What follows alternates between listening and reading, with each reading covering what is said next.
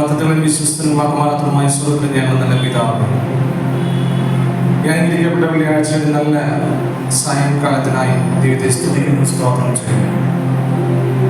കർത്താവെ, പ്രിയ കർത്തദാസനെയും കർത്താവെ കൊണ്ടല്ലെങ്കിൽ കർത്താവെ ദൈവം കൂട്ടിവരുത്തിയ കൃപകൾക്കായി സ്തോത്രം ചെയ്യുന്നു. ഞങ്ങൾ മുന്നേ ചെയ്തല്ല കർത്താവെങ്കിലും ദൈവത്തിന് ഹിതമായിരിക്കുക, സ്തോത്രം ചെയ്യുന്നു. രാത്രികാല കർത്താവെ വലിയ പ്രതീക്ഷിച്ചുകൊണ്ട് ദിവസം ഞങ്ങൾ കടന്നു വരുമ്പോൾ ഈ ദേവദാസന്മാർ കടന്നു വന്നിരിക്കുന്ന സ്തോത്രം ഞങ്ങളുടെ സഭയ്ക്കും ദേശത്തിന് കർത്താവെ ഒരുപോലെ അനുഗ്രഹമായി തീരുമാനത്തോളം സ്വർഗം സഹായിക്കണമേ. അവരെ രാത്രി സ്വർഗത്തിന്റെ ദൈവത്തിന്റെ സാന്നിധ്യം കൂടി നിന്ന് അവരെ വഴി നടത്തണമേ നമ്മൾ പ്രാർത്ഥിക്കുന്ന കർത്താവെ. സഭയിലുള്ള ദൈവജനങ്ങളെ ചുറ്റുപാടുള്ളവരെ കർത്താവെ കൂട്ടിയിരുത്തണമേ നമ്മൾ പ്രാർത്ഥിക്കുന്നു. ദൈവത്തിന്റെ വചനം ശക്തമായ കർത്താവെ കേൾക്കുവാൻ തക്കവണ്ണം ദൈവം ഞങ്ങളെ ബലപ്പെടുത്തണമേ. ദേവദാസനെ ഉപയോഗിക്കണമേ ഞങ്ങൾ പ്രാർത്ഥിക്കുന്നു. ഞങ്ങളുടെ പാട്ടുകൾ, ഞങ്ങളുടെ പ്രാർത്ഥനകൾ, ഞങ്ങളുടെ കർത്താവിന്റെ ശുശ്രൂഷയെല്ലാം ഞങ്ങളുടെ നാമമഹത്വത്തിനായി തീരുമാനത്തോടെ സ്വർഗ്ഗം സഹായിക്കണം. ഇന്ന് രാത്രികാലം ഞങ്ങളെ തന്നെ ദൈവത്തിന്റെ സന്നിധിയിൽ സമർപ്പിക്കുന്നു. ഞങ്ങളുടെ ആത്മാവിനാൽ ഞങ്ങളെ നയിക്കുമാറാകണം. ആലയം, പരിശുദ്ധ വ്യക്തികൾ, വാഹനങ്ങളെല്ലാം ദൈവദൂതന്മാരുടെ കാവലാൽ ദൈവത്തിനായി സ്തോത്രം ചെയ്യും. സർവമാനമത്വം അംഗീകരിക്കുന്നു. സർവ്വപുനീശ്വരന്റെ നാമത്തിൽ തന്നെ ആമേൻ. നാം കണ്ണുകളടയ്ക്കാം, ദൈവസന്നിധിയിൽ പ്രാർത്ഥിക്കാം. ഞങ്ങളെ സ്നേഹിക്കുന്ന നല്ല പിതാവേ, കർത്താവേ, യേശു ക്രിസ്തുവിന്റെ നാമത്തിൽ അങ്ങയുടെ പാദപീഠത്തിൽ ഞങ്ങൾ കടന്നു വരുന്നു. ഈ വൈകിയ വേളയിൽ തിരുസന്നിധിയിൽ സഭയായി കർത്താവെ കൂടി വന്ന് ദൈവത്തെ പാടുവാൻ, സ്തുതിപ്പാൻ, ആരാധിപ്പാൻ സ്വർഗത്തിലെ ദൈവം ചെയ്ത വലിയ കൃപകൾക്കായി ഞങ്ങൾ ദൈവത്തിന് നന്ദി പറയുന്നു. ആരാധനയുടെ നടുവിൽ അങ്ങ് ഇറങ്ങി വന്നിരിക്കുന്നതിനായി നന്ദി പറയുന്നു.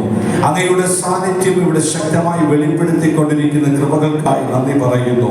കർത്താവ്, ഈ ആരാധന എല്ലാ നിലയിലും ഇവിടെ ആയിരിക്കുന്ന സകല ജനത്തിനും ഈ ശബ്ദപരിധിയിൽ ആയിരുന്നു കൊണ്ട് ദൈവവചനം കേൾക്കുകയും ദൈവത്തെ ആരാധിക്കുകയും ചെയ്യുന്ന സകലർക്കും അത് അനുഗ്രഹവും വിടുതലും നന്മയുമായി തീരുവാൻ സ്വർഗം കൃപ ചെയ്യണമേ എന്ന് ഞങ്ങൾ പ്രാർത്ഥിക്കുന്നു.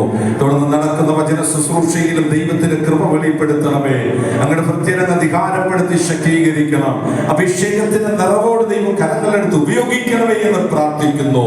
വന്നിരിക്കുന്ന സകല ജനത്തിനും ആവശ്യമാകുന്ന ദൈവത്തിന്റെ ആലോചന, ദൈവത്തിന്റെ വചനം അങ്ങയുടെ ഭക്തരിൽ കൂടെ ദൈവം നൽകി തരണമേ.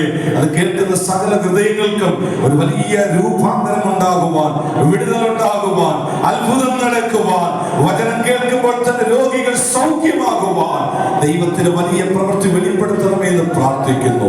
എല്ലാ നിലയിലും എന്റെ ദൈവം അങ്ങനെ ചെയ്യുന്നതിനായി സ്തോത്രം. ഈ ശുശ്രൂഷകളൊക്കെയും ഈ സഭയ്ക്കും സഭ നടത്തുന്നതിന് ദാസന്മാർക്ക് കർത്താവേ അനുഗ്രഹമായി തീരട്ടെ, ഈ ദേശത്തിന് വിടുതൽ കാരണമായി തീരട്ടെ എന്ന് പ്രാർത്ഥിക്കുന്നു. അങ്ങനെ ദൈവം ചെയ്യുന്ന കൃപകൾക്കായി സ്തോത്രം. യേശുവിൻ നാമത്തിൽ തന്നെ പിതാവേ, ആമേൻ. കർത്താവിനെ മുഖത്തുപെടുത്തുവാൻ ലഭിക്കപ്പെട്ട നിമിഷങ്ങൾ വലിയ അനുഗ്രഹിക്കപ്പെട്ടൊരു അനുഭവം തന്നെയാണ്. കഴിഞ്ഞ രാത്രിയിൽ ഈ സ്ഥലത്ത് കടന്നു വരുവാനും ഇവിടെ ഞങ്ങൾക്ക് സ്റ്റേ ചെയ്യുവാനും കർത്താവ് സഹായിച്ചു.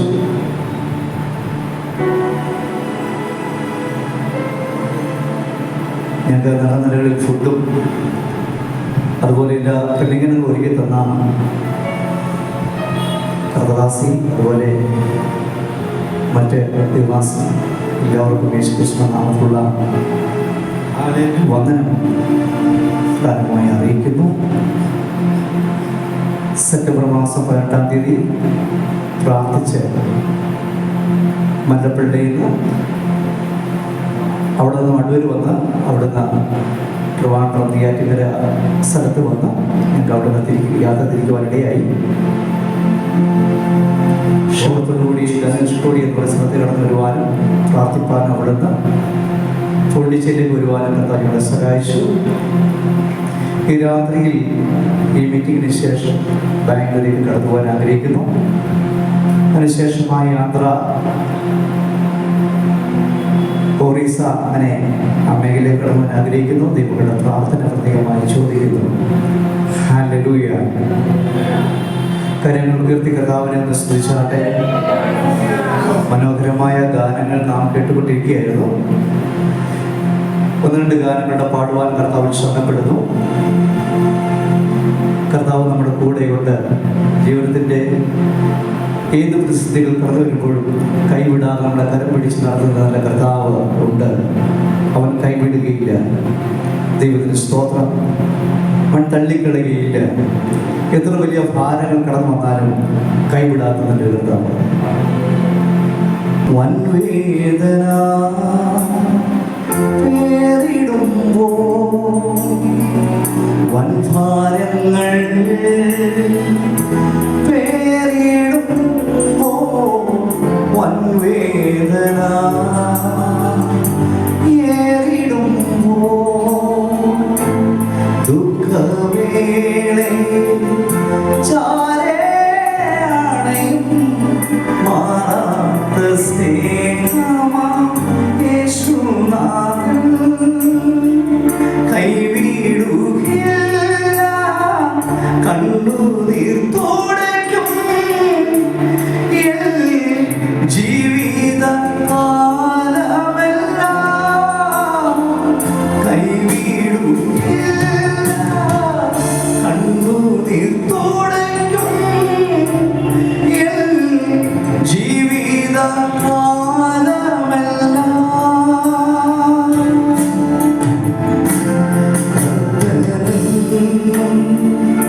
കൂടെയുണ്ട്. മകത്വം ഞാൻ ഏകിടുമ്പോൾ കർത്തനെന്നും കൂടെയുണ്ട്. മകത്വം ഞാൻ ഏകിടുമ്പോൾ കൈവിടുകയില്ല. കണ്ണുനീർ തുടയ്ക്കും ജീവിതകാലമെല്ലാം കൈവിടുകയില്ല. കണ്ണുനീർ തുടയ്ക്കും ജീവിതകാലമെല്ലാം.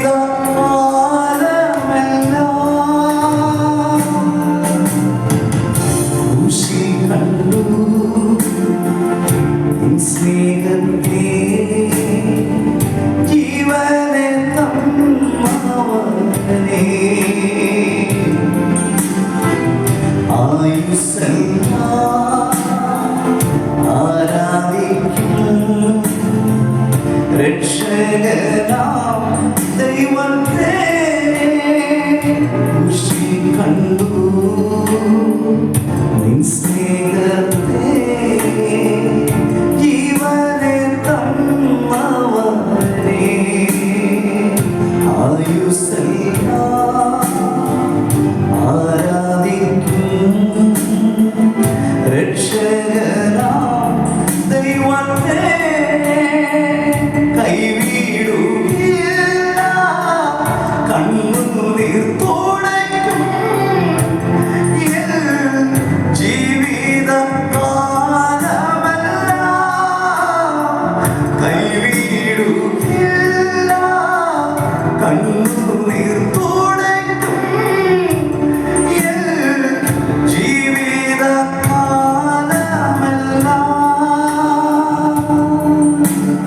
ഒരിക്കൽ കൂടെ കരങ്ങളുടെ കർത്താവിനെ സ്തുതിച്ചാട്ടെ.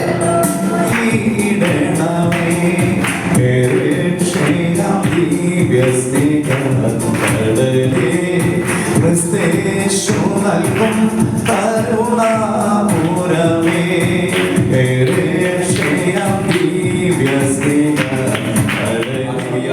സ്വർഗീയ നല്ല പിതാവേ, നല്ല സമയത്ത് ഞങ്ങൾ അങ്ങനെ ചുരുക്കുകയാണ്, സ്തോത്രം ചെയ്യുകയാണ് കർത്താവേ. ഈ ഭക്താവ് രാത്രി പോലെ കർത്താവ് ഞങ്ങൾ കർത്താവ് ഞങ്ങളുടെ മുമ്പിലേക്ക് കടന്നു വരികയാണ് കർത്താവേ. ഞങ്ങളോട് ടീമിന് വേണ്ടി പ്രാർത്ഥിക്കുന്ന കർത്താവേ. ഹല്ലേലൂയ കർത്താവേ. യേശുവോടെ കർത്താവേ, കർത്താവ് ധനുഷ്കോടി യാത്ര തിരിച്ചിട്ടുണ്ടെങ്കിൽ കർത്താവേ, അങ്ങയുടെ കർത്താവേ സാന്നിധ്യം കർത്താവേ അവരുടെ മുമ്പിൽ പിമ്പിലുമായി കൊണ്ടായിരിക്കുമാറാണെന്ന് പ്രാർത്ഥിക്കുന്ന കർത്താവേ. അവരെ ദൈവരാജ്യത്തിന്റെ വ്യാപ്തിക്ക് എടുത്ത് ഉപയോഗിക്കുമാറാകണമെന്ന് പ്രാർത്ഥിക്കുന്ന കർത്താവേ. അവർ കാൽ ചവിട്ടുന്ന ദേശങ്ങൾ അവിടെ യേശുവിന്റെ നാമത്തിൽ അവകാശമായി ലഭിക്കുവാൻ കർത്താവേ ഞാൻ കർത്താവ് അനുഗ്രഹിച്ച് പ്രാർത്ഥിക്കുന്ന കർത്താവേ. ഹല്ലേലൂയ. വലിയൊരു കർത്താവ് ഉണർവ് കർത്താവ് ദേശങ്ങൾ കാണുവാൻ കർത്താവേ, രോഗികൾ സൗഖ്യമാകുവാൻ കർത്താവേ. ഹല്ലേലൂയ. അന്ധകാരത്തിൽ ജനങ്ങൾ വിടുതൽ പ്രാപിക്കുവാൻ കർത്താവേ ആ ടീമിനെ കർത്താവ് ഉപയോഗിക്കുമാറാകണമെന്ന് പ്രാർത്ഥിക്കുന്ന കർത്താവേ. അത്ഭുതങ്ങൾ അടയാളങ്ങൾ കർത്താവേ. ഹല്ലേലൂയ. ദൈവരാജ്യത്തിന്റെ കർത്താവേ പ്രത്യക്ഷമായ അടയാളങ്ങൾ കർത്താവ് വ്യാപരിച്ചാണ് പ്രാർത്ഥിക്കുന്ന കർത്താവേ. ഇന്ന് രാത്രി ശക്തമായി അവർക്ക് ഉപയോഗിക്കാൻ പോകുന്നതിനായി സ്തോത്രം ചെയ്യണേ കർത്താവേ. അവരുടെ യാത്രകൾ കർത്താവേ, അവരുടെ പോക്കിലെ വരവിലെ കർത്താവേ, അവരുടെ ഗമനത്തിൽ ആകെല്ലാം സാന്നിധ്യം കൊണ്ടാണ് പ്രാർത്ഥിക്കണേ കർത്താവേ. രാത്രികാലം ഞങ്ങളുടെ മുമ്പിൽ കർത്താവേ അവരെ ഉപയോഗിക്കാൻ പോകുന്നതിനായി സ്തോത്രം ചെയ്യുന്ന കർത്താവേ. ആത്മാവിനെ ശക്തിയിച്ചാണ് പ്രാർത്ഥിക്കണേ കർത്താവേ. അതിൽ ആരെങ്കിലും പാട്ടോടെ പ്രയാസങ്ങൾ കടന്നുകൊണ്ടുണ്ട് കർത്താവേ, അവരുടെ രാത്രികാലം കർത്താവേ ശക്തീകരിച്ച് കർത്താവേ, അതിൽ ബലപ്പെടുത്തി കർത്താവേ അങ്ങ് തിരിച്ചയക്കാൻ പോകുന്നതിനായി സ്തോത്രം ചെയ്യുന്നേ കർത്താവേ. പ്രാർത്ഥന കേൾക്കാൻ സ്തോത്രം യേശുവിൻ നാമത്തിൽ തന്നെ ആമേൻ. അനുഗ്രഹമായ നല്ല രാത്രി സമയത്തിനായി സ്തോത്രം ചെയ്യുന്നു. மிகவும் அருமையான இந்த சாயங்கால வேளைக்காக தேவனை நான் துதிக்கிறேன். ഈ ദേശത്ത് കടന്നു വരുവാനും இந்த தேசத்திலே நாம் எல்லாம் சேர்ந்து வருவதற்கும் ഈ ഇവിടെ ആയിരിക്കുന്ന ദൈവസഭയോട് ചേർന്ന് കർത്താവിനെ ആരാധിക്കുവാനും இங்க இருக்கிற தேவனுடைய சபையோடு சேர்ந்து தேவனை ஆராதிப்பதற்காகவும் നിങ്ങളെയൊക്കെ കാണുവാനും உங்களை எல்லாம் பார்ப்பதற்கும் നിങ്ങളോട് ചേർന്ന് ദൈവവചനം ചിന്തിക്കുവാനും உங்களோடு சேர்ந்து தேவனுடைய வசனத்தை சிந்திப்பதற்காகவும் കർത്താവ് എനിക്കും എൻ്റെ കൂടെ വന്ന ദൈവദാസന്മാർക്കും ഇടയാക്കിയ என்னோடு கூட வந்த அந்த தேவனுடைய ஊழியர்களுக்கும் இதுக்கு மார்க்கமாக கடந்து வருவதற்கு കർത്താവ് ഇടയാക്കിയ ദൈവത്തിന് നന്ദിയോടെ സ്തോത്രം ചെയ്യും. கர்த்தர் நடத்தின இந்த நல்ல நாளுக்காக நான் தேவனை துதிக்கிறேன். അതോടൊപ്പം കടന്നു വന്നിരിക്കുന്ന കുഞ്ഞുങ്ങൾ, സഹോദരി സഹോദരന്മാർ, മാതാപിതാക്കൾ, ദൈവദാസന്മാർ, എല്ലാ പ്രിയപ്പെട്ടവർക്കും യേശുക്രിസ്തുവിന്റെ നാമത്തിൽ സ്നേഹവന്ദനം ചെയ്യുന്നു. அது மட்டும் இல்லாமல் கடந்து வந்திருக்கிற சிறு பிள்ளைகள், சகோதரிகள், வாலிப சகோதர சகோதரிகள், சகோதரன்மார்கள் எல்லாருக்கும் கர்த்தராகிய இயேசு கிறிஸ்து நாமத்தில் அன்பின் வாழ்த்துக்களை தெரிவித்துக் கொள்கிறேன். ഞാനൊരു വന്ദനം പറഞ്ഞിട്ട് നിങ്ങൾ ആരും തിരിച്ചൊരു വന്ദനം പറഞ്ഞില്ല. நான் உங்களுக்கு வாழ்த்துக்களை தெரிவிக்கும் போது நீங்கள் திரும்பி எந்த வாழ்த்துகளும் தெரிவிக்கவே இல்லை. ദൈവവചനം പറയുന്നത് പ്രതിവന്ദനം ചൊല്ലണമെന്നാണ്. அதாவது உங்களை யாராவது வாழ்த்தினால் திரும்பி நீங்கள் அவர்களுக்கு வாழ்த்துக்கள் தெரிவிக்க வேண்டும். ഞങ്ങൾ ഇവിടെ വന്നിട്ട് നിങ്ങൾക്ക് അത് ഒരു സന്തോഷമില്ലെന്ന് തോന്നുന്നു. நாங்கள் இங்கே வந்ததை நீங்கள் பார்த்து உங்களுக்கு சந்தோஷம் இல்லை என்று எனக்கு தோன்றுகிறது. രാത്രി സന്തോഷമുള്ളവരെ കരമുയർത്തി ദൈവത്തിന് துதிக்கலாமா? കർത്താവ് ഇന്ന് രാത്രി നമ്മുടെ നടുവിലുണ്ട്. கர்த்தர் இந்த ராத்திரி வேளையில் நம்முடைய மத்தியில் இருக்கிறார். നിങ്ങൾ ആരും വെള്ളിയില്ല. நீங்கள் யாரும் மௌனமாக இருக்கிறீர்கள். കാരണം ഇത് എപ്പോഴും നമ്മൾ കേൾക്കുന്നതാണ്. ஆமென். எப்பொழுதும் இந்த வார்த்தைகளை எப்பொழுதும் கேட்கிற வார்த்தையை தான். കർത്താവ് വരും പോകും നമ്മളൊക്കെ ഇവിടെ കാണുമെന്ന് നമുക്കൊരു ധാരണ. ஆமென். ஆண்டவர் இங்கு வருவார் போவார் அப்படிப்பட்ட ஒரு அனுபவத்தோடு சிந்தனையோடு நம்ம கலந்து இருக்கிறோம். ഞാൻ പറഞ്ഞത് ഇവിടുത്തെ MLA ഇവിടെ ഉണ്ടെന്നല്ല. நான் சொல்லுகிறேன் இங்க இருக்கிற MLA இருக்கிறார் என்று சொல்லவில்லை. ഇവിടുത്തെ പഞ്ചായത്തിന്റെ പ്രസിഡന്റ് ഉണ്ടെന്നല്ല. ஆமென். இங்க இருக்கிற பஞ்சாயத்து தலைவர் இருக்கிறார் என்று சொல்லவில்லை. ഞാൻ പറഞ്ഞത് ഇവിടുത്തെ ഏറ്റവും വലിയ കോടീശ്വരൻ ഇവിടെ ഉണ്ടെന്നല്ല. ஆமென். நான் சொல்றது இங்க பெரிய ஒரு கோடீஸ்வரனா இருக்கிற பணக்காரர் இருக்கிறார் என்று சொல்லவில்லை. അഖിലാണ്ടത്തിന്റെ ഉടയവൻ ഇന്ന് രാത്രി ഇതിനകത്ത് വന്നിട്ടുണ്ട്. சர்வத்தையும் உண்டாக்கினவர் இந்த இடத்துல இருக்கிறார். സർവശക്തനായ യേശു കർത്താവ് ഇതിനകത്ത് വന്നിട്ടുണ്ടെന്ന്. சர்வ வல்லவராக இருக்கிற இயேசு கிறிஸ்து இந்த இடத்துல கடந்து வந்திருக்கிறார். എല്ലാവർക്കും ആ വാക്ക് കേൾക്കുമ്പോൾ ദൈവത്തെ സ്തുതിക്കാൻ കഴിയത്തില്ല. ஆமென். எல்லாருக்கும் இந்த வாக்கை கேட்கும்போது உங்களால் துதிக்காமல் இருக்கிறதுக்கு எப்படி முடிகிறது பிரியமானவர்களே? അനുഭവിക്കുന്നവരാരെങ്കിലും ഉണ്ടെങ്കിൽ ஆமென். அந்த தேவனுடைய அனுபவத்தை அனுபவிக்கிற யாரெങ്കിലും இருந்தால் അവർക്ക് ഇന്ന് രാത്രി മിണ്ടാതിരിക്കാൻ കഴിയത്തില്ല. ஆமென். அப்படிப்பட்ட அனுபவம் உள்ளவர்கள் சும்மா இங்கே உட்கார்ந்திருக்க மாட்டீர்கள். പാട്ടിന്റെ സ്പീഡ് കൂടുമ്പോഴല്ല അഭിഷേകം പുറത്തു വരുന്നത്. ஆமென். பாட்டுடைய வேகம் கூடும்போதல்ல அபிஷேகம் கடந்து வருகிறது. ദൈവ സാന്നിധ്യം അനുഭവിച്ചറിയുമ്പോൾ ஆமென். தேவனுடைய மகிமையை நாம் அனுபவித்து அறியும் பொழுது കൃപയുള്ളവൻ അറിയാതെ ചലിച്ചു തുടങ്ങും. ஆமென். கிருபை பெற்றவன் தெரியாமல் தேவனை துதிக்க ஆரம்பித்து விடுவான். ഇന്ന് രാത്രി ബോധ്യമുള്ളത്ര പ്രിയപ്പെട്ടവരുണ്ട്. ஆமென். இந்த அந்த நோக்கத்தோடு சிந்தனையோடு எத்தனை பேர் கடந்து வந்திருக்கிறீர்கள்? യെരൂശലേമിലൂടെ നടന്നതായ അതേ പാദങ്ങളോടെ ஆமென். ஆமென். எருசலேமில் நடந்த அதே பாதங்களோடு ലാസറെ പുറത്തു വരാൻ പറഞ്ഞപ്പോൾ പുറത്തു വന്ന അധികാരത്തോടെ ஆமென். லாசரே வெளியே வா என்று சொன்ன அதிகார சத்தத்தோடு അത്ഭുതങ്ങളും അടയാളങ്ങളും ചെയ്ത കർത്താവ് ഇന്ന് രാത്രി നമ്മുടെ നടുവിൽ വന്നു. அற்புதங்களும் அடையாளங்களும் செய்த ஆண்டவராக இயேசு கிறிஸ்து நம்ம மத்தியிலே கடந்து வந்திருக்கிறார். നമ്മുടെ കർത്താവിന്റെ പ്രത്യേകത എന്തെന്നറിയാമോ? நம்முடைய ஆண்டவருடைய முக்கியத்துவம் என்ன தெரியுமா? അവൻ ഈ ലോകത്തായിരുന്നപ്പോൾ എവിടൊക്കെ ചെന്നിട്ടുണ്ട് അവിടെയൊക്കെ അത്ഭുതങ്ങൾ നടന്നിട്ടുണ്ട്. ஆமென். உலகத்திலே எங்கெல்லாம் சென்றிருக்கிறவர்களெல்லாம் அற்புதம் நடந்திருக்கிறது. അവനൊരു പടകിനകത്ത് കയറിയിട്ടുണ്ടെങ്കിൽ ആ പടകിനകത്ത് ഒരു അത്ഭുതം കരുതി. அவர் ஒரு படகிலே உட்கார்ந்து அந்த படகிலே ஒரு அற்புதம் நடந்திருக்கிறது. ഒരു മലയുടെ മുകളിൽ കയറിയിട്ടുണ്ട്, മലമേൽ ഒരു അത്ഭുതം കരുതിയിട്ടുണ്ട്. ஆமென். ஒரு மலையின் மேல் ஏறி இருந்தால் அந்த மலையிலும் அற்புதம் நடந்திருக்கிறது. അവനൊരു വഴിയിലൂടെ വെറുതെ നടന്നിട്ടുണ്ടെങ്കിൽ ആ വഴിയിൽ ഒരു അത്ഭുതം കരുതിയിട്ടുണ്ട്. ஒரு வழியிலே ஒரு தனியாக நடந்தாலும் அங்கே ஒரு அற்புதம் நடந்திருக்கிறது. വീടിന്റെ അകത്ത് കയറിയിട്ടുണ്ടെങ്കിൽ ആ വീടിനകത്ത് ഒരു അത്ഭുതം കരുതിയിട്ടുണ്ട്. ஏதேனும் வீட்டுக்குள்ளாக இயேசு வந்திருந்தாலும் அங்கேயும் அற்புதம் நடந்து கொண்டிருக்கிறது. അവനൊരു പള്ളിക്കകത്ത് ചെന്നിട്ടുണ്ടെങ്കിൽ അവിടെ ഒരു അത്ഭുതം കരുതിയിട്ടുണ്ട്. அவன் எந்த ஒரு தேவனுடைய ஆலயத்துக்கு சென்றிருந்தாலும் அங்கேயும் அற்புதம் நடந்திருக்கிறது. അങ്ങനെയാണെങ്കിൽ ഇന്ന് രാത്രിയിൽ ആ കർത്താവ് ഈ പള്ളിക്കകത്ത് വന്നിട്ടുണ്ട്. அப்படி அற்புதம்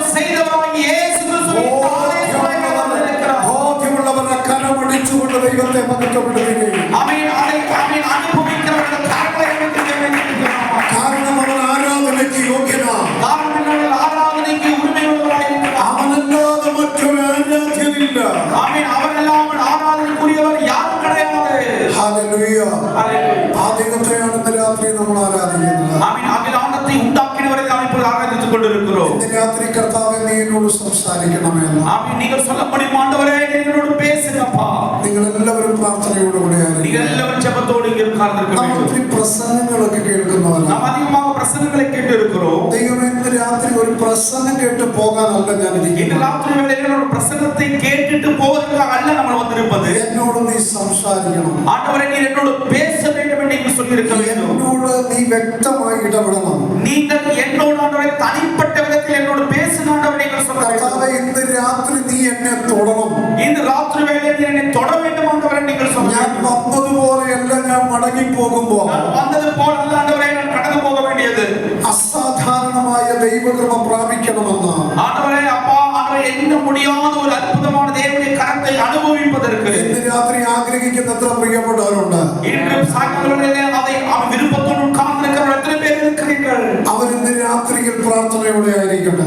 அப்படி கடந்து வந்திருக்கிறவர்கள் ஜெப சிந்தனையோடு இருங்கள். ഒരു ദൈവവചനം വായിക്കുവാൻ ദൈവനാമത്തിൽ ശരണപ്പെടുകയാണ്. அவன் தேவனுடைய வசனத்தை வாசிப்பதற்கு நான் தேவனிடத்திலே ஒப்புக் கொடுக்கிறேன். ലൂക്കോസിന്റെ സുവിശേഷം லூக்கா எழுதின சுவிசேஷ புத்தகம் 1-ാം അധ്യായം 1-ാം அதிகாரம் അതിന്റെ 13-ാമത്തെ വാക്യം. லூக்கா எழுதின சுவிசேஷ புத்தகம் 1-ാം அதிகாரம் അതിനുடைய 13-ാം വചനം. ദൂതൻ അവനോട് പറഞ്ഞത്, സക്കറിയാവേ നീ ഭയപ്പെടണ്ട, നിന്റെ പ്രാർത്ഥനയ്ക്ക് ഉത്തരമായി നിന്റെ ഭാര്യ എലിസബത്ത് നിനക്കൊരു മകനെ പ്രസവിക്കും. അവന് യോഹന്നാൻ എന്ന് പേരിടണം. മതി. ഈ രാത്രി കരങ്ങളെ ഉയർത്തി ദൈവത്തിന് നമ്മൾ സ്തോത്രം ചെയ്താണ്. இந்த ராத்திரி வேளையிலே கரங்களை தேவனை துதிக்கலாமா? தமிழ்ல வாசிக்கலாமா?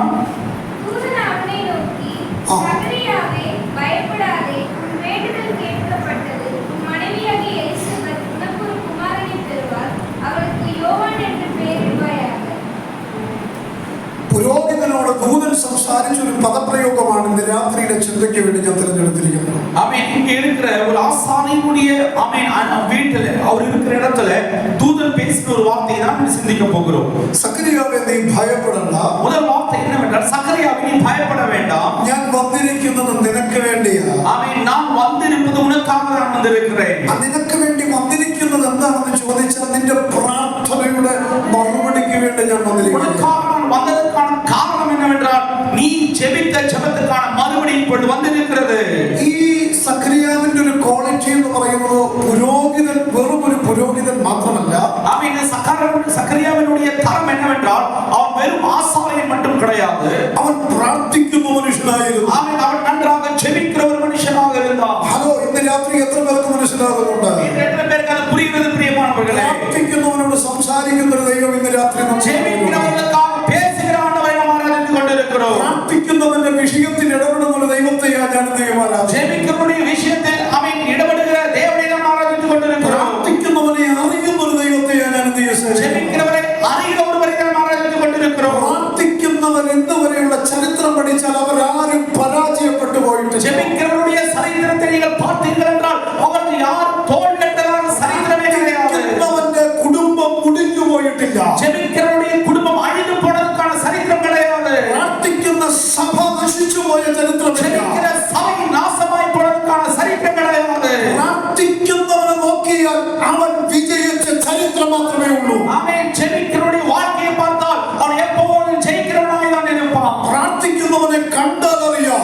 ஆமென். ஜெபிக்கிறவனை பார்த்தாலே நம்மால் கண்டுகொள்ள முடியும். പ്രാർത്ഥിക്കുന്നവന്റെ ആരാധന കണ്ടാൽ അറിയാം. ஆமென். ஜெபிக்கிறவருடைய ஆராதனையை பார்த்தால் நம்மால் புரிந்து கொள்ள முடியும். പ്രാർത്ഥിക്കുന്നവന്റെ ജീവിതം നോക്കിയാൽ അറിയാം. ஆமென். ஜெபிக்கிறவருடைய வாழ்க்கையை பார்த்தாலும் முடியும். പ്രാർത്ഥിക്കുന്നവന്റെ മുഖം കണ്ടാൽ അറിയാം. ஜெபிக்கிறவருடைய முகத்தை பார்த்தால் நம்மால் கண்டுபிடிக்க முடியும். ഇന്ന് രാത്രി പ്രാർത്ഥന കേൾക്കുന്ന ഒരു ദൈവത്തെ കുറിച്ച് ഞാൻ നിങ്ങളുടെ നടുവിൽ പ്രസംഗിക്കുന്നത്. இன்றைய தினத்திலே நான் எடுக்க வேண்டிய செய்தி உன் ஜெபத்தை கேட்கிற ஒருவர் இருக்கிறார் என்பதை நான் சொல்ல നിങ്ങൾക്ക് போகிறேன். എത്ര പേർക്ക് ബോധ്യമുണ്ടെന്ന് എനിക്കറിയില്ല. உங்களுக்கு எத்தனை பேருக்கு இது புரிகிறது எனக்கு தெரியவில்லை. ആ കർത്താവ് ഇന്ന് രാത്രി നമ്മുടെ നടുവിൽ വന്നിട്ടുണ്ട്. ஜெபத்தை கேட்கிற தேவன் ഇപ്പോൾ நம்முடைய மத்தியிலே கடந்து ഞാൻ வந்திருக்கிறார். വിശ്വസിക്കുന്നു പ്രാർത്ഥിക്കുന്നവരുടെ നടുവിലാണ് ഞാൻ ഈ വാക്യം പറയുന്നത്. நான் விசுவாசிக்கிறேன். ஜெபிக்கிறவருடைய மத்தியில் தான் இந்த வார்த்தையை நான் சொல்லிக் கொண்டிருக்கிறேன். പ്രാർത്ഥിക്കുന്ന എത്ര പേർ ഇന്ന് രാത്രി ഇതിനകത്ത് വന്നിട്ടുണ്ട്? ஜெபிக்கிறவங்க எத்தனை பேர் தினத்திலே கடந்து வந்திருக்கிறீர்கள்? അവനോട് ഇന്ന് രാത്രി എനിക്കൊന്നും പറയാനില്ല. அவர்களிடத்தில் நான் எனக்கு சொல்வதற்கு ஒன்றும் கிடையாது. പക്ഷേ എന്റെ കർത്താവിന് ചിലത് സംസാരിക്കാനുണ്ട്. ஆனால் என் தேவன் உங்களிடத்தில் பேசுவதற்கான காரணம் வந்திருக்கிறது. ആ ദൈവശബ്ദം രാത്രിയായിരിക്കും. அந்த தேவனுடைய வார்த்தையை கேட்கிற சாயங்காலமாய் மாறிக்கொண்டிருக்கிறது. ഞാൻ ഈ തിരുവനന്തപുരത്തിലേക്ക് കയറുന്നതിന് മുമ്പ് நான் இந்த வசனத்துக்குள்ளாய் கடந்து போவதற்கு முன்பாக എന്നെ ഒന്ന് പരിചയപ്പെടുത്തുവാൻ താല്പര്യപ്പെടുകയാണ്. என்னை நான் அறிமுகப்படுத்துவதற்கு விருப்பப்படுகிறேன். ഞാനൊരു പ്രാർത്ഥനയുടെ മറുപടിയാണ്. நான் ஜெபத்துடைய மறுபடியாய் வந்திருக்கிறேன். നീണ്ട വർഷങ്ങൾ പ്രാർത്ഥിച്ചതിന്റെ பல வருஷங்கள் ஜெபித்ததற்கான ഒരു ദിവസമല്ല, ഒരു മാസമല്ല, ഒരാഴ്ചയല്ല, ഒരു വർഷമല്ല, നീണ്ട കാലഘട്ടം. ஒரு மாசம் அல்ல, ஒரு வருஷம் அல்ல, நீண்ட காலமாக ஜெபித்த விஷயத்தின் നാളുകൾ കൊണ്ട് പ്രാർത്ഥിച്ച് കരഞ്ഞതിന്റെ ഒരു മറുപടിയാണ് ഇന്ന് രാത്രി നിങ്ങളുടെ നടുവിൽ വേദപുസ്തകവുമായി നിൽക്കുന്നത്. அப்படி ஆழமாக ஜெபித்ததற்கான ஒரு அனுபவத்தோடு நான் இப்போது இந்த வேத புத்தகத்திற்கு முன்பாக நிற்கிறேன். ആരാണ് പ്രാർത്ഥിച്ചത്? എന്തിനാണ് പ്രാർത്ഥിച്ചത്? எனக்காக ஜெபித்தது யார்? எதற்காக ஜெபித்தார்கள்? എന്റെ നാട് കേരളത്തിൽ കോട്ടയം എന്ന് പറഞ്ഞ ആ ജില്ലയിലാണ്. என்னுடைய வீடு கோட்டயம் என்கிறது மாவட்டத்தில் இருக்கிறது. ടൗണിനോട് അടുത്താണ് എന്റെ വീട്. அதனுடைய டவுனுக்கு பக்கத்துல தான் என்னோட வீடு. എന്റെ അപ്പൻ ഒരു ഉപദേശിയാണ്. என்னுடைய அப்பா ஒரு உபதேசியாக இருந்தார். എന്റെ അമ്മ ഒരു പ്രവാചകയാണ്. என்னுடைய அம்மா தீர்க்கதரிசியாக இருந்தார். അങ്ങനെ ഒരു അനുഗ്രഹിക്കപ്പെട്ട കുടുംബത്തിൽ മൂന്നാമത്തവനായി ഞാൻ ജനിച്ചു. அப்படிப்பட்ட ஆசீர்வதிக்கப்பட்ட வீட்டிலே மூன்றாவது பிள்ளையாக நான் பிறந்தேன். എനിക്കെന്നാൽ ചെറുപ്രായം മുതലേ ദൈവത്തോടൊന്നും വലിയ വിശ്വാസമില്ലായിരുന്നു. சின்ன வயது முதலே ஆண்டவரோடு எனக்கு பெரிதான விசுவாசம் ஒன்றும் கிடையாது. എനിക്ക് എന്റെ ലക്ഷ്യം പണം ഉണ്ടാക്കണം, അങ്ങനെ വലിയ വലിയ കാറുകൾ വാങ്ങണം, വലിയ വലിയ ജീവിതം നയിക്കണം എന്നുള്ള ലക്ഷ്യം. என்னுடைய நோக்கம் எல்லாம் நன்றாக சம்பாதிக்கணும், பல கார்கள் வாங்கணும், அப்படிப்பட்ட அனுபவத்தோடு கடந்து போயிருந்தேன். അങ്ങനെ ഞാൻ ദൈവവചനത്തോടൊക്കെ മറന്നിരിക്കാൻ തുടങ്ങി. അപ്പോൾ அந்த வேளையிலே தேவனுடைய வசனத்துக்கு எதிராக நான் நின்று கொண்டிருந்தேன். ഞാൻ ബൈബിൾ വായിക്കാറില്ല, ചർച്ചിൽ പോകാറില്ല. நான் தேவனுடைய வசனத்தை வாசிக்க மாட்டேன், சபைக்கு கடந்து போக மாட்டேன். നല്ലതാണെങ്കിലും തീയതാണെങ്കിലും പറഞ്ഞതുപോലെ സംഭവിക്കും. மேலாக உன்னதமானவர் எந்த வார்த்தையை சொன்னாலும் சொன்னது அப்படியே நடக்கும். பிரியமானவர்களே, അപ്പൊ ഈ പ്രവാചകന്റെ കൈക്ക് ഞാൻ തട്ടുവാനിടയായി. இந்த தீர்க்கதரிசியுடைய கையை நான் இவராக தட்ட ஆரம்பித்தேன். ഞാൻ ഒരു ആശയം നിങ്ങളോട് പറയട്ടെ. நான் നിങ്ങളുടെ ഒരു കാര്യത്തെ சொல்ல விருப்பப்படுகிறேன். ആ ദേവദാസന്റെ കൈക്ക് ഞാൻ തട്ടിയതുകൊണ്ട് ഇന്നും മൈക്കും പിടിച്ചുകൊണ്ട് നിങ്ങളുടെ മുമ്പിൽ നിൽക്കുന്നത്. அந்த தேவனுடைய ஊழியரை நான் கைகளால் தட்டினதினால் தான் இப்பொழுது மைக்கை பிடித்து தேவனுடைய வார்த்தையை பேசிக் கொண்டிருக்கிறேன். നിങ്ങൾക്ക് പറയുന്നത് മനസ്സിലാകുന്നുണ്ടോ എന്ന് എനിക്കറിയില്ല. நான் சொல்லுகிறது உங்களுக்கு புரிகிறதா பிரியமானவர்களே? ഒന്നെങ്കിൽ നീ ശീതവാനായിരിക്കണം, ஒன்று நீ அனலாய் இருக்க வேண்டும், അല്ലെങ്കിൽ നീ ഉഷ്ണവാനായിരിക്കണം, இல்லை என்றால் நீ குளிராக இருக்க வேண்டும். ഒന്നെങ്കിൽ നീ എതിർക്കുന്നവനായിരിക്കണം, ஒன்று நீ இயேசுவை எதிர்க்கிறவனாய் இருக்க അല്ലെങ്കിൽ வேண்டும், നീ ഏറ്റെടുക്കുന്നവനായിരിക്കണം. இல்லை என்றால் இயேசுவை ஏற்றுக்கொள்கிறவனாய் இருக்க வேண்டும். ഞാൻ ഇതിനെ പാടെ എതിർത്തു. நான் அன்றே எழுந்து நின்றேன். തമ്പുരാനെ പിടിക്കുവാനിടയായി. ஆனா அப்பொழுது உன்னதமானவர் என்னை பிடித்தார். பிரியமானவர்களே, കുറെ നാളുകൾ കഴിഞ്ഞപ്പോ சில நாட்கள் முடிந்த பிறகு ഞാൻ നാട്ടിലൂടെ മദ്യപിച്ചിങ്ങനെ നടന്നു പോവുകയാണ്. நான் இவ்வாறாக குடித்து நடந்து போய் கொண்டிருந்தேன். 4 പേർ എന്നെ ചുറ്റും വന്നിരുന്നത് കൂടി. 4 பேர் என்னை சுற்றிலும் அவர்கள் கூடினார்கள். വലിയ വാളെടുത്ത് എന്റെ പെടലിക്ക് വെച്ചിട്ട് പറഞ്ഞു, ഇന്ന് രാത്രി കൊന്നുകളയാൻ പോവാ. பெரிய ஒரு கத்தியை எடுத்து என்னுடைய கழுத்துல வைத்து சொன்னார்கள், இன்று ராத்திரி உன்னை கொலை செய்ய போகிறோம் என்று சொன்னார்கள். അപ്പോഴാണ് എനിക്ക് സുബോധമുണ്ടായത്. அப்பொழுதுதான் எனக்கு நல்ல ஒரு சுபோதம் வந்தது. ദൈവം പറഞ്ഞ പ്രവചനം, கர்த்தர் சொன்ன தீர்க்க தரிசனம், നിന്നെ ഞാൻ തീർത്തു, ദൈവത്തെ മറക്കുന്നവനെ ഓർത്തുകൊള്ളുവിൻ, ഞാൻ നിന്നെ കീറിക്കളയും. கர்த்தரை மறக்கிறவர்களே இதை ஞாபகம் வைத்துக் கொள்ள, நான் உங்களை கீறி போடுவேன் என்று പറഞ്ഞു, ഈ ഭൂമുഖത്ത് നീ കാണത്തില്ല. அதற்கு பிறகு இந்த பூமியில நீ உயிரோடு இருக்க மாட்டாய். അതെന്റെ കണ്ണിന് മുമ്പിൽ ഞാൻ കാണുകയാണ്. அதை என் கண்கள் മുൻപാக பார்த்து കൊണ്ടിരുന്നேன். ഞാൻ എന്റെ മനസ്സുകൊണ്ട് ഇങ്ങനെ പറഞ്ഞു, ദൈവമേ, എന്നെ ഈ മരണത്തിൽ നിന്ന് വിടുവിക്കാമെങ്കിൽ ഞാൻ നിന്നെ വിശ്വസിക്കാമെന്ന് പറഞ്ഞു. நான் இவ்வாறாக சொன்னேன், ஆண்டவரே, இந்த மரணத்திலிருந்து நீ என்னை விடுவிப்பீர் என்றால் நான் உம்மை விசுவாசிக்கிறேன் என்று சொன்னேன். ഞാനിത് വാഗൊണ്ട് പറഞ്ഞില്ല, എന്റെ മൈൻഡിൽ ഇങ്ങനെ പറഞ്ഞതേ ഉള്ളൂ. நான் வாய்நாளை திறந்து சொல்லவில்லை, என்னுடைய மனதிலே நினைத்தது சொன்னேன். ഈ കരണ്ടിലൊക്കെ തൊട്ടാൽ എങ്ങനെ നമുക്കുണ്ടാകും അതുപോലൊരു ശക്തി എന്നിലേക്ക് ഇറങ്ങി. அதாவது இந்த மின்சாரத்திலே நம் கரங்களை தொட்டால் எப்படி நமக்கு ஷாக் அடிக்கும், அதே போல ஒரு அனுபவம். நான் காலையில எழுந்து ஒரு பைபிளை எடுத்து நான் வைப்பது உண்டு. ഞാൻ ആ ബൈബിൾ ഒരു പ്ലാസ്റ്റിക് കവറിനകത്താക്കി ഒരിക്കലും ബൈക്ക് എടുത്തുകൊണ്ട് ഞാൻ യാത്ര പോയി. என்னுடைய பிளாஸ்டிக் பையில இந்த பைபிளை வைத்து என்னுடைய வாகனத்தை எடுத்து நான் இவ்வாறாக பயணம் செய்தேன். ദൂരം ചെന്നപ്പോൾ ഒരു ചർച്ചിൽ ഇതുപോലെ ആരാധന നടക്കുകയാണ്. கொஞ்சம் தூரம் போன பொழுது இதே போல ஹாலில் ஒரு ஆராதனை நடந்து கொண்டிருந்தது. ഞാൻ അവിടേക്ക് പതുക്കെ കയറി ചെന്നു. நான் சிறிதாக கடந்து போனேன். ഞാൻ ഇവിടെ സഹോദരന്മാരുടെ കൂടെ ഇങ്ങനെ താഴെ ഇരുന്നു. நான் அங்க இருக்கிற சகோதரரோடு சேர்ந்து உட்கார்ந்தேன். ഞാൻ കയറി വരുന്നതും ഇരിക്കുന്നതും ഒക്കെ ഈ പാസ്റ്റർ കാണുന്നുണ്ടായിരുന്നു. நான் உள்ளே வருவதும் அமருவதும் எல்லாம் இங்கே ஊழியம் அந்த தேவனுடைய பாஸ்டர் பார்த்து கொண்டிருந்தார். பாஸ்டர் இறங்கி வந்து என்னோட வந்து எழுந்திருக்காம ஆமென். அந்த தேவனுடைய ஊழியர் ஆமென் முன்பாக கடந்து வந்து எழுந்திரு என்று சொன்னார். அப்ப எனக்கு മനസ്സിലായി എന്നെ അറിയാവുന്ന ആളായിരിക്കും.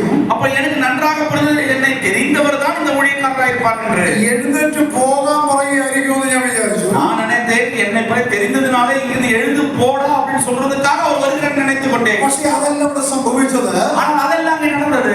എന്നോട് പറഞ്ഞു എഴുന്നേൽക്കാൻ പറഞ്ഞു. என்னோட அவர் சொன்னார் எழுந்திரு என்று ഞാൻ சொன்னார். പതുക്കെ എഴുന്നേറ്റ് അദ്ദേഹത്തിന്റെ മുഖത്തേക്ക് നോക്കി. நான் சிறிதாக எழுந்து அவருடைய முகத்தை பார்த்தேன். അദ്ദേഹം എന്നോട് പറഞ്ഞു സ്റ്റേജിൽ വന്നിരിക്കാൻ പറഞ്ഞു. ஆமென். அவர்கள் சொன்னார்கள் நீ வந்து முன்பாக வந்து புல்பிட்டில் உட்கார் என்று சொன்னார். എനിക്കൊന്നും മനസ്സിലാകുന്നില്ല. எனக்கு புரியவில்லை. ഞാൻ അദ്ദേഹത്തിനോട് സ്റ്റേജിലേക്ക് പോവാം. நான் அவரோடு சேர்ந்து அந்த ஸ்டேஜுக்குள்ளே கடந்து வருகிறேன். പാസ്റ്റർമാർ ഒരുപാട് പേര് ഇരിപ്പുണ്ട്.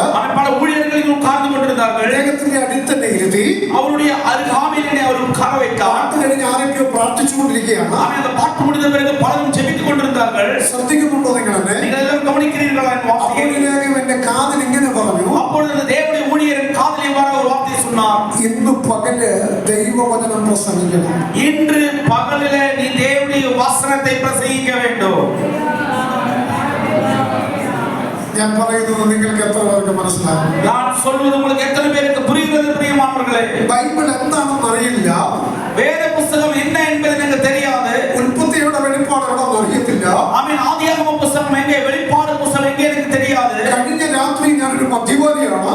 நேற்று ராத்திரியிலே நான் குடித்து ஆமென் ஆமென் விரோதமாக நின்றவன், ഞാനൊരു ഗുണ്ടാ സംഘത്തിൽ പ്രവർത്തിച്ചുകൊണ്ടിരിക്കുകയാണ്. ரவுடி சங்கத்துக்குள்ளாக இருந்தவன். പിറ്റേ ദിവസം പറയുന്നു പ്രസംഗിക്കാൻ. ஆனால் அடுத்த நாள் இந்த ஊழியர் சொல்லுகிறார் நீ பிரசங்கி என்று சொல்லுகிறார். ഞാനൊരു ദൂത് പറയട്ടെ ഇന്ന് രാത്രി. நான் உங்களுக்கு ஒரு வசனத்தை சொல்லுகிறேன். உங்களுக்கு ദൈവത്തിന്റെ പദ്ധതി നിന്റെ മേലുണ്ടെങ്കിൽ ஆமென் தேவனுடைய மகிமை உண்மையில் இருந்திருந்தால், കർത്താവിന് ആ പദ്ധതി വെളിപ്പെടുത്താൻ கர்த்தருடைய திட்டம் உண்மையில் இருந்தால் அந்த திட்டம் நிறைவேறுவதற்கு ദൈവത്തിന്റെ സമയമാകുമ്പോ கர்த்தருடைய நேரம் கடந்து வரும் பொழுது നമ്മൾ എവിടെയാണെങ്കിലും അത് നമ്മെ തേടി വരും.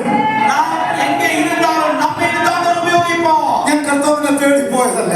நான் ஆண்டவரை தேடி போனதல்ல കർത്താവ് பிரியமானவர்களே. എന്റെ പുറകെ വന്നു. கர்த்தரை தேடி கடந்து കർത്താവ് வந்தார். എന്റെ പുറകെ വന്നു. கர்த்தரை தேடி வந்தார். ഇത് ഞാൻ പറയുമ്പോൾ നിങ്ങളിൽ എത്ര പേർക്ക് മനസ്സിലാക്കണം? இது நான் சொல்லும்போது எத்தனை பேருக்கு புரிகிறது பிரியமானவர்களே? ദൈവത്തിന്റെ പദ്ധതിയെ ഒന്ന് മനസ്സിലാക്കാൻ ഞാൻ പറയട്ടെ. கர்த்தருடைய திட்டத்தை புரிந்து கொள்வதற்கு ஒரு காரியத்தை சொல்ல விருப்பப்படுகிறேன். നമ്മുടെ ഇഷ്ടപ്രകാരം ഒന്നും നടക്കുന്നില്ല. நம்முடைய இஷ்ட பிரகாரம் ஒன்றும் நடக்காது பிரியமானவர்களே. ഹല്ലേലൂയ. ஹalleluya. ദൈവദാസന് മനസ്സിലാകുന്നുണ്ടോ? ஆமென். உங்களுக்கு புரிகிறது என்று தெரிகிறது. ഹല്ലേലൂയ. ஹalleluya. ദൈവത്തിന് ഒരു മനുഷ്യന്റെ മേൽ പ്രീതിയുണ്ടെന്നും പദ്ധതിയുണ്ടെന്നും മനസ്സിലാക്കുന്നത് ഒന്നാമത്തെ അടയാളം നമ്മുടെ പദ്ധതികൾ നടക്കാൻ തമ്പുരാൻ അനുവദിക്കത്തില്ല. கர்த்தருடைய திட்டம் உன் வாழ்க்கையில நடக்கிறதுக்கான அடையாளம் என்னவென்றால் உன்னுடைய இஷ்டங்கள் ஒன்றுமே நடக்காது. அதுதான் முதல் அடையாளம். ജീവിതത്തിൽ ഏതെങ്കിലുമൊക്കെ വഴികൾ അടയുമ്പോ ദൈവം എന്നെ മറന്നെന്നല്ല അതിന്റെ അർത്ഥം. ദൈവത്തിന്റെ ഏതൊക്കെയോ പദ്ധതിയിലേക്ക് നമ്മൾ ചെയ്യുവാൻ തമ്പുരാൻ നമുക്ക് വേണ്ടി ഇറങ്ങിക്കൊണ്ടിരിക്കുന്നു. ஏதோ எதிர்பார்த்திருக்கிற ஒரு விஷயம் நடக்கவில்லை என்று சோர்ந்து போயிருக்கிறாயா?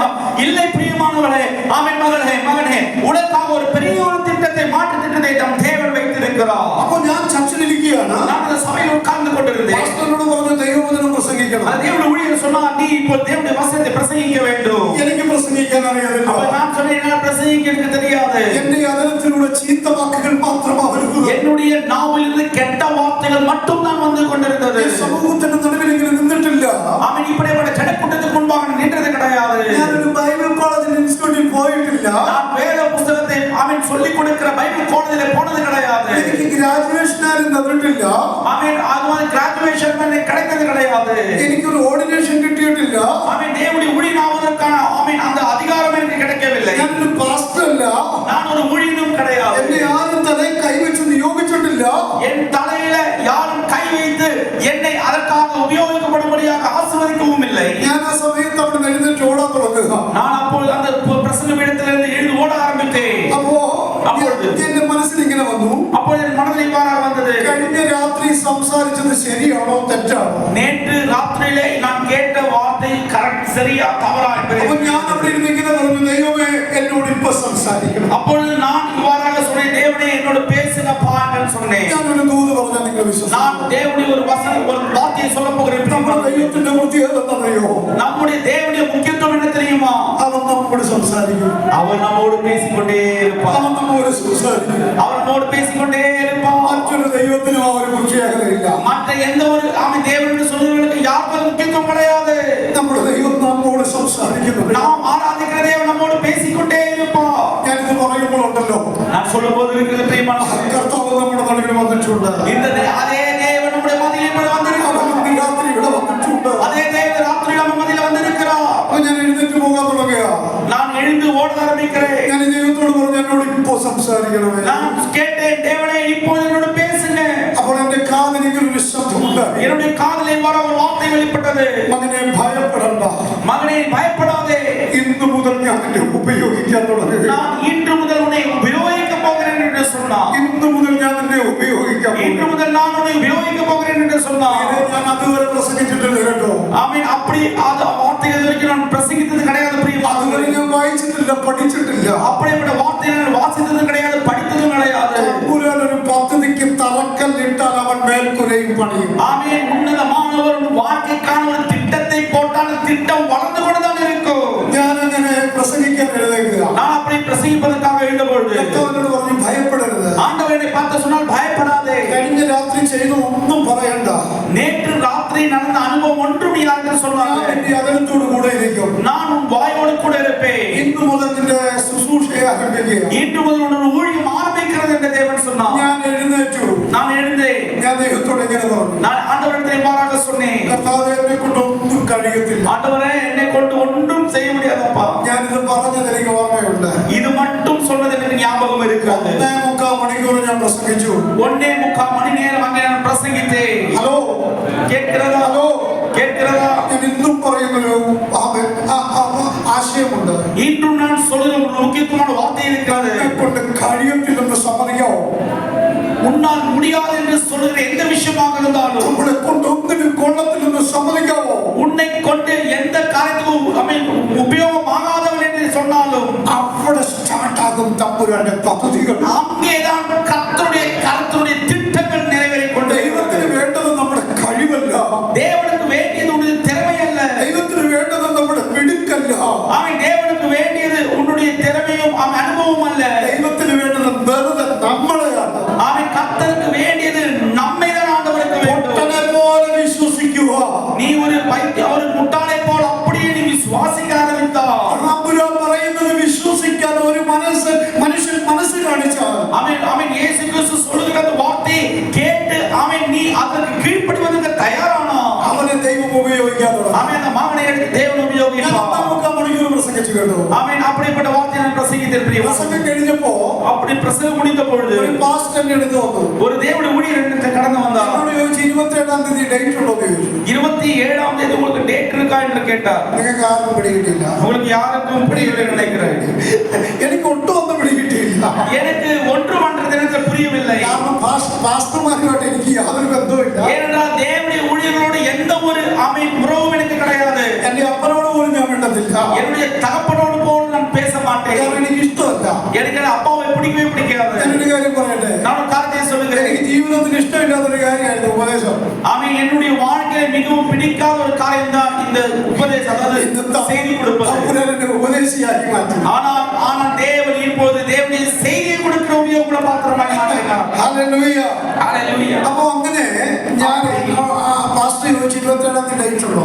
அப்பொழுது தேவனுடைய ஊழியர் கேட்டார், 27ஆம் தேதி உனக்கு டேட் இருக்கிறான்னு கேட்டார். ഞാൻ ഇങ്ങനെ കലണ്ടറെ കാണിച്ചിട്ട് പറഞ്ഞു 27, 28, 29, 30 ഉണ്ടെന്ന്. அப்ப நான் சொன்னேன் 27, 28, 29, 30 வரையும் டேட் இருக்கிறது என்று അപ്പൊ சொன்னார். അദ്ദേഹം എന്നോട് ചോദിച്ചു, 30-ാം തീയതി വരെ പ്രോഗ്രാം ഉണ്ടെന്ന് ചോദിച്ചു. 30ஆம் தேதி வரைக்கும் ப்ரோகிராம் இருக்கான்னு கேட்டார். തമ്പുരാനെ, എന്റെ ആദ്യത്തെ പ്രോഗ്രാം ആണെന്ന് എനിക്ക് മാത്രമേ അറിയാവുള്ളൂ. என்னுடைய ஆதியமான முதல் ப்ரோகிராம் என்று அவர்கள் அப்பொழுதுதான் எனக்கே தெரியும். அது എന്റെ മാതാപിതാക്കൾക്ക് പോലും അറിയത്തില്ല. என்னுடைய தாய் தகப்பனுக்கு போலும் அது தெரியாது. എന്റെ വീട്ടിൽ ചെന്ന് പറഞ്ഞ അവര് ചിരിച്ചും അവരുടെ പണി നിൽക്കും. வீட்டிலே அது சொன்னால் அவர்கள் விழுந்து சிரித்திருப்பார்கள். കാരണം അവരാരും വിശ്വസിക്കുന്നില്ല. ஏனென்றால் அவர்கள் யாரும் விசுவாசிக்க மாட்டார்கள். അപ്പൊ ഞാൻ പറഞ്ഞു, ഇല്ല, മീറ്റിംഗ് ഇല്ലെന്ന് പറഞ്ഞു. അപ്പോൾ நான் சொன்னேன் எந்த ஒரு கூட்டமும் எனக்கு கிடையாது. അപ്പൊ അദ്ദേഹം പറഞ്ഞു 27-ാം തീയതി എന്റെ ചർച്ച വരണമെന്ന് പറഞ്ഞു. அப்பொழுது அவரது ஊழியர் என்று சொன்னார் 27ஆம் தேதி என்னுடைய சபையில் நீ வர வேண்டும் என்று சொன்னார். ഞാനിങ്ങനെ ചർച്ചയിൽ നിന്ന് പുറത്തോട്ട് വരികയാണ്. நான் அந்த சபையில் നിന്ന് പുറത്തോട്ട് വരികയാണ്. அந்த இடத்துல நான் வெளியே போக ஆரம்பித்தேன். സ്റ്റേജിൽ നിന്ന് ഇങ്ങനെ ഇറങ്ങിയപ്പോൾ ഒരു ആന്റി ഇവിടെ മുമ്പോട്ട് വന്നിട്ട് പറഞ്ഞു, പാസ്റ്ററെ പ്രൈസ് ദി ലോർഡ്. அப்படி வெளியே கடந்து போகும்போது அப்பொழுது இனி ஒரு நபர் முன்பாக வந்து தேவனுடைய ஊழியரே praise the Lord என்று சொன்னார். ഈ ആന്റിയെ ഞാൻ ഒരിക്കലും പറയുന്നില്ല. நான் இனி ஒரு ஆமென் சொல்லவில்லை. കാരണം എന്നെ ആദ്യമായിട്ട് പാസ്റ്റർ എന്ന് വിളിച്ചതാ. ஏனென்றால் அந்த மகன் முதலாவதாக என்னை தேவனுடைய ஊழியரே என்று கூப்பிட்டார். നിങ്ങൾ വിചാരിക്കും ഈ ഷേപ്പ് ഒന്നുമല്ല. ஆமென். அப்பொழுது இப்படிப்பட்டிருக்கிற ஆமென் ஒரு உருவம் அல்ல நான். അപ്പൊ വേറൊരു രൂപത്തിലായിരുന്നു. அவர் வேறொரு ரூபத்திலே இருந்தேன். ആ എന്നെ നോക്കി പാസ്റ്റർ എന്ന് വിളിച്ചു. அப்பொழுது அந்த நபர் என்னை பார்த்து தேவனுடைய ஊழியரே என்று கூப்பிட்டார். അപ്പൊ എന്റെ പേര് സോളമൻ എന്നാണ് പാസ്റ്റർ ഇവിടെ ആവർത്തിച്ച് പറഞ്ഞിട്ടുണ്ട്. നിങ്ങൾ കേട്ടോ? என்னுடைய பேர் சோலமோன் என்று ஆமென் நான் சொல்வதை நீங்கள் நன்றாக கேட்டிருப்பீர்கள். എന്റെ വീട്ടിൽ ഈ പേരിന്റെ പേരിലാണ് എന്റെ വീട്ടിൽ അടി ഉണ്ടായിട്ടുള്ളത്. ஆமென். என்னுடைய வீட்டிலே சண்டை வருவதற்கான பிரதான காரணம் என்னவென்றால் சலமோன் என்கிற பெயரை வைத்ததுனால தான். കാരണം കൂലിത്തല്ലുകാരൻ ആരെങ്കിലും ശലോമോന്റെ പേരിടും. அதாவது ஆமென் அதாவது ஒரு ரவுடி கூட்டத்தில் இருக்கிறவனை பார்த்து யாரெങ്കിലും சலமோன் என்று பெயரிடுவார்களா? പോലീസുകാരുടെ ഇടിയോ അല്ലെങ്കിൽ അവരുടെ എല്ലാം നമുക്ക് സഹിക്കാം. പക്ഷെ ഏറ്റവും അവസാനം എന്റെ പേര് കേൾക്കുമ്പോൾ എസ്ഐ ക്യാബിനൊക്കെ പിടിപ്പിച്ചിട്ട് ഒരു പ്രസംഗം നടത്തും. ஆமென். அதாவது என்ன போலீஸ்ல பிடிச்சு கொண்டு போனாலும் கடைசியாக என் பேரை கேட்பாங்க. என் பேர் சாலமோன் என்று எஸ்ஐ கேட்டதுக்கு அப்புறம் ஒரு ஸ்பெஷலா ட்ரீட்மெண்ட் கொடுப்பதற்கு எனக்கு கொண்டு போவாங்க. ശലോമോൻ എന്ന് പറഞ്ഞ ആരാണെന്ന് നിനക്കറിയാം? അപ്പോൾ அவர் வார்த்தையை சொல்ல சலமோன் என்றால் யார் தெரியுமா அவனுக்கு கேட்பாங்க. അങ്ങനെ ഒരു രാജാവ് ഉണ്ടായിരുന്നു. அப்படிப்பட்ட ராஜா இருந்தார். അങ്ങനെ ഒരു പേരിന്റെ ഉടമയാ നീ. அப்படிப்பட்ட பேருடைய ஆமென் ஒரு உரிமை உள்ளவனாய் இருக்கிறாய். ഈ ദേഷ്യം മുഴുവൻ ഞാൻ വീട്ടിൽ വന്ന് തീർക്കും. ஆமென். இந்த கோபத்தை எல்லாம் வீட்டிலே கொண்டு வந்து முடித்து അപ്പൊ விடுவேன். എനിക്ക് ഇഷ്ടമല്ലായിരുന്നു ഈ പേര്. எனக்கு இதெல்லாம் பிடிக்காத ஒரு എന്നെ பெயராயிருந்தது. വീട്ടിൽ വിളിച്ചിരുന്ന മറ്റൊരു പേരുണ്ട്. என்னோட வீட்டிலே கூப்பிடுற இன்னொரு பெயர் இருந்தது. അതുകൊണ്ട് പക്ഷെ ഇതൊന്നും അല്ലാതെ ഞങ്ങൾക്ക് വേറൊരു പേരുണ്ടായിരുന്നു. அவன் அது இல்லாமல் வேறொரு பெயர் எனக்கு இருந்தது. ഇങ്ങനെ നടക്കുന്നവർക്ക് മറ്റൊരു പേരുണ്ട്. இப்படி ரவுடித்தனத்தில் நடக்கிறவங்களுக்கு இன்னொரு பெயர் இருக்கிறது. അപ്പൊ ആ പേരിലായിരുന്നു കോട്ടയത്ത് അറിയപ്പെട്ടിരുന്നത്. அப்படிப்பட்ட ஒரு ரவுடி பெயரில் தான் நான் அறியப்பட்டிருந்தேன். ഇപ്പൊ ഞാൻ പറയുന്നില്ല. இப்போது நான் சொல்லவில்லை. കാരണം ഞാൻ ബാംഗ്ലൂർ കഴിയുമ്പോ ആ പേര് അറിയോടെ. ஆமென். ஏனென்றால் ஆமென் அந்த பெயரை சொன்னா உங்களுக்கு அந்த தேசத்தில் நன்றாக தெரியும். അപ്പൊ അതുകൊണ്ട് அதனால അപ്പൊ ഞാൻ ആന്റിയോട് പറഞ്ഞു എന്റെ പേര് സോളമൻ എന്നാന്ന് പറഞ്ഞു. அப்பொழுது அந்த ஆமென் அவரோடு நான் சொன்னேன் என்னுடைய பெயர் சோலமோன் என்று. ഒരു പാസ്റ്റിന്റെ നമ്പർ തരാൻ പറഞ്ഞു. அப்பொழுது அவர்கள் சொன்னார்கள் தேவனுடைய ஊழியரே உங்களுடைய போன் நம்பர் கொடுங்க என்று ഞാൻ சொன்னார். ലാൻഡ് ഫോൺ നമ്പർ കൊടുത്തു. நான் என்னுடைய வீட்டில் இருக்கிற லேண்ட் போன் நம்பரை கொடுத்தேன். മൊബൈൽ നമ്പർ കൊടുക്കാൻ പറ്റുന്നില്ല. மொபைல் நம்பர் என்னால் கொடுக்க முடியாது. ഈ മൊബൈലിന്റെ എടുത്ത് കളയാൻ വെച്ചിരിക്കുകയാണ്. அவன் மொபைல் எல்லாம் மாற்றி வைத்திருக்கிறார்கள். അപ്പൊ ലാൻഡ് ഫോൺ നമ്പർ കൊടുത്ത് വീട്ടിലേക്ക് പോയി. அவன் லேண்ட் போன் நம்பரை கொடுத்து விட்டு என் வீட்டுக்கு கடந்து போனேன். ആരും അറിയാതെ ഞാൻ ഈ പ്ലാസ്റ്റിക്കിന്റെ അകത്ത് കൊണ്ടുപോയി ബൈബിൾ മാറ്റി വെച്ചു. அவன் யாருக்குமே தெரியாம இந்த பிளாஸ்டிக்ல இருக்கிற பைபிளை மாற்றி வைத்தேன். എന്നിട്ട് ഞാൻ എന്റെ റൂമിലെ കഥ അടച്ചിട്ടിരുന്ന് പ്രാർത്ഥിക്കാൻ തുടങ്ങി. அவன் என்னுடைய உள்ளான ஒரு ரூமுக்குள்ளாக சென்று நான் ஜெபிக்க ஆரம்பித்தேன். എനിക്ക് വിശപ്പില്ല. எனக்கு பசி எடுக்கவில்லை. എനിക്ക് ദാഹിക്കുന്നില്ല. தாகம் வரவில்லை. ഞാൻ അന്യഭാഷ പറയുക. நான் தேவன் கொடுத்த அந்நிய பாஷைகளை பேசிக்கொண்டே இருந்தேன். ഒന്നാം ദിവസം കഴിഞ്ഞ് രണ്ടാം ദിവസത്തിലേക്ക് പ്രവേശിച്ചു. ஒன்றாம் நாள் முடிந்தது, இரண்டாம் நாளுக்குள்ளே கடந்து போனேன். പിന്നീട് എനിക്ക് മനസ്സിലായി അതിന്റെ പേരാ ഉപവാസം എന്ന്. ஆமென். அதற்கு பிறகுதான் எனக்கு நன்றாக தெரிந்தது அதன் பெயர் தான் உபவாசம் என்று. അങ്ങനെ ചില ദിവസങ്ങൾ കഴിഞ്ഞപ്പോ அப்படி சில நாட்கள் முடிந்த பிறகு ഹാൾ റൂമിൽ ഇരിക്കുന്ന ഫോണിൽ ഒരു ബെല്ല് വന്നു. ஆமென். அந்த லேண்ட் ரூம்ல இருக்கிற அந்த இடத்துல இருந்து ஒரு போன் கடந்து வந்தது. അപ്പൊ എന്റെ മമ്മി ഓടിച്ചെന്നെടുത്തു. என்னுடைய தாய் ஓடி போய் அந்த போன் எடுத்தார். അപ്പൊ അവിടുന്ന് ഒരു ആന്റി പറഞ്ഞു പ്രൈസ് ദി ലോർഡ്. அங்கிருந்து ஒரு ஆண்டி வர சொன்ன பிரைஸ் தி லார்ட் എന്റെ என்று. മമ്മി പറഞ്ഞു പ്രൈസ് ദി ലോർഡ്. அப்ப அம்மா சொன்னாங்க பிரைஸ் தி லார்ட் என்று. അപ്പൊ ഈ ആന്റി ചോദിക്കുകയാണ് இந்த அம்மா கேட்கிறாங்க, പാസ്റ്റർ സോളമൻ വീട്ടിലുണ്ടോ? பாஸ்டர் சோலமோன் வீட்டில் இருக்கிறாரா என்று கேட்டார். എന്റെ മമ്മി പറഞ്ഞു റോങ് നമ്പർ. என்னுடைய அம்மா சொன்னார்கள் ராங் நம்பர் என்று. പിന്നെ അവർ വിളിച്ചു. പിന്നെ அவர்கள் ഫോൺ ചെയ്தார்கள். ദേഷ്യം വരത്തില്ലേ? கோபம் வருமா வராதா? നമുക്കൊക്കെ സ്വാഭാവികമാണല്ലോ അല്ലേ? நமக்கெல்லாம் கோபம் வர சுபாவம் தானே அது. രണ്ടാമത് വിളിക്കുക. திரும்பவும் அந்த மகள் திரும்பியும் போன் கூப்பிடுகிறார்கள். പാസ്റ്റർ സോളമന്റെ നമ്പറാണല്ലോ ഇതാണല്ലോ എനിക്ക് തന്നത്. பாஸ்டர் சோலமோனுடைய வீடு தானே இது, அவர் தானே இந்த நம்பர் கொடுத்தா. എന്റെ മമ്മി പറഞ്ഞു മലയാളത്തിലാണല്ലോ ഞാൻ തിരിച്ചു പറഞ്ഞത് അതല്ലെന്ന്. ஆமென். அப்பொழுது அவர்கள் சொன்னார்கள் மலையாளத்தில் தானே திரும்பி சொன்னேன், அவர் இதுக்கு கிடையாது, அப்படிப்பட்ட ஆளுங்க கிடையாது என்று சொல்லி ഫോൺ കട്ട് ചെയ്തു. திரும்பவும் போன் கட் பண்ணார்கள். കാരണം എന്താണെന്നറിയോ? காரணம் என்ன தெரியுமா? അകത്തിലടക്കുന്നവൻ പല കേസിലെ പ്രതിയോ. ஏனென்றால் இந்த உள் ரூம்ல இருக்கிறவன் பல போலீஸ் கேஸுக்கு உரிமையானவனாய் இருக்கிறான். മദ്യത്തിനും മയക്കുമരുന്നിനും അടിമപ്പെട്ടവനാ. அவன் மதுபானத்துக்கும் அவன் பலவிதமான அவன் போதைப் பொருளுக்கும் அடிமையாயிருந்தவன். ഈ ആന്റി വിടുവോ? இந்த ஆண்டி விடுவாங்களா? അതാ ഞാൻ പറഞ്ഞ ഞാൻ അവരെ മറക്കത്തില്ലെന്ന്. அதுதான் ஆண்டவர் சொன்னார், நான் அவரை மறக்க மாட்டேன். അവര് പിന്നെയും വിളിച്ചു. அவர்கள் திரும்பவும் அந்த ஆண்டி கூப்பிட்டார்கள். അപ്പൊ മമ്മി ഓടിച്ചെന്നെടുത്തു. அந்த தாய் ஓடி போய் போன் எடுத்தா. അവരാണെങ്കിൽ ഞങ്ങളും പറയണം. അവരാണെങ്കിൽ എന്തെങ്കിലുമൊക്കെ ഒന്ന് പറയണം. அவன் அந்த ஆண்டியை எதேனும் சொல்ல வேண்டும். ഹലോ ഹലോ പാസ്റ്റർ സോളമൻ ഉണ്ടോ വീട്ടില്? பாஸ்டர் சோலமன் இருக்கிறாரா வீட்ல? ഞാൻ പറഞ്ഞില്ല ഇത് റോങ് നമ്പർ ആണെന്ന്. அப்போ எங்க தாய் சொன்னாரு, நான் சொன்னேன் முதலாவது சொன்னேன் இது ராங் நம்பர் என்று. ഒരു കാര്യം ചെയ്യ, എന്റെ ഭർത്താവ് പാസ്റ്റർ. ஒரு காரியம் சொல்லுகிறேன், என்னுடைய கணவர் அவன் பாஸ்டரா ഇനി இருக்கிறார். അവർക്കറിയാമോ ഇല്ലയോ എന്ന് ചോദിക്കട്ടെ. அவருக்கு எது தெரியுமா என்று நான் கேட்கிறேன். അപ്പൊ എന്റെ അപ്പനെ വിളിച്ചു. என்னுடைய தகப்பனை கூப்பிட்டார். അപ്പൻ ഓടി വന്ന് ഫോൺ എടുത്തു. அப்பா ஓடி வந்து போன் எடுத்தார். അവര് സംസാരിച്ചു തുടങ്ങി. அவர் பார்க்க பேச ஆரம்பித்தார். അദ്ദേഹം പറഞ്ഞു, ഈ പഞ്ചായത്തിൽ അങ്ങനെ ഒരു പാസ്റ്റർ ഇല്ല. அவருக்கு பாராக சொன்னார், இந்த தேசத்திலே இப்படிப்பட்ட பாஸ்டரே கிடையாது. അപ്പൊ ഈ ആന്റിയെ പരിചയപ്പെട്ടു. இந்த தாயை அவர்கள் அறிமுகமானார்கள். അപ്പൊ എവിടെയാ കൂടുന്നെന്ന് ചോദിച്ചു. அப்பொழுது அவர் கேட்டார், எங்க சபைக்கு நீங்கள் கடந்து അപ്പൊ போகிறீர்கள்? ഈ ആന്റി പറഞ്ഞു, ഇന്നടത്തെ സഭയിലാന്ന് പറഞ്ഞു. அப்ப இந்த ஆன்ட்டி சொன்னார்கள், இந்த அங்கே இருக்கிற ஒரு சபை என்று അപ്പൊ சொன்னார்கள். ഇത് ഞാൻ കേട്ടു.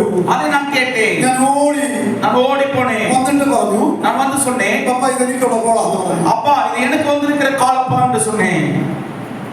എന്റെ വീട്ടില് என்னோட வீட்டுல ആ സമയത്തുണ്ടായിരുന്നു നിങ്ങൾക്ക് ഓടില്ല. அந்த நேரத்துல இந்த வீட்டுல நடக்கிற அனுபவம் நீங்களே யோசித்து பாருங்கள். നാട്ടുകാരെല്ലാം ഓടിക്കൂടി. அந்த தேசத்துல இருக்கிறவெல்லாம் ஓடி கூடினார்கள். എന്റെ അപ്പനും അമ്മയും അല്ലറി വിളിച്ച് കരയാൻ തുടങ്ങി. என்னுடைய தாயும் தகப்பனும் மிகவும் கதறி அழுதார்கள்.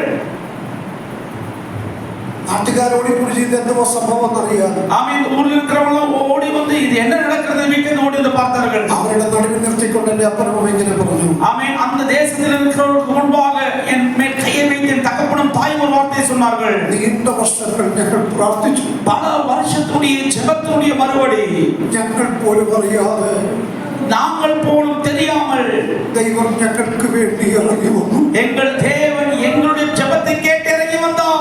അവരിങ്ങനെ പറഞ്ഞു, அவர் இவராக சொன்னார், മദ്യപാനത്തിൽ നിന്നും மதுபானம் குடித்துக் கொண்டிருந்தார், പോലീസ് കേസിൽ നിന്നും போலீஸில் இருந்தும் ഈ ഗുണ്ട സംഘത്തിൽ നിന്നും இந்த ரவுடி சங்கத்தில் இருந்தும் വിടുതൽ വേണമെന്ന് പ്രാർത്ഥിച്ചു. விடுதலை வேண்டுமே என்று சொல்லி ஜெபித்தார்கள். എന്നാൽ ഞങ്ങൾ ആരോട് പ്രാർത്ഥിച്ചു?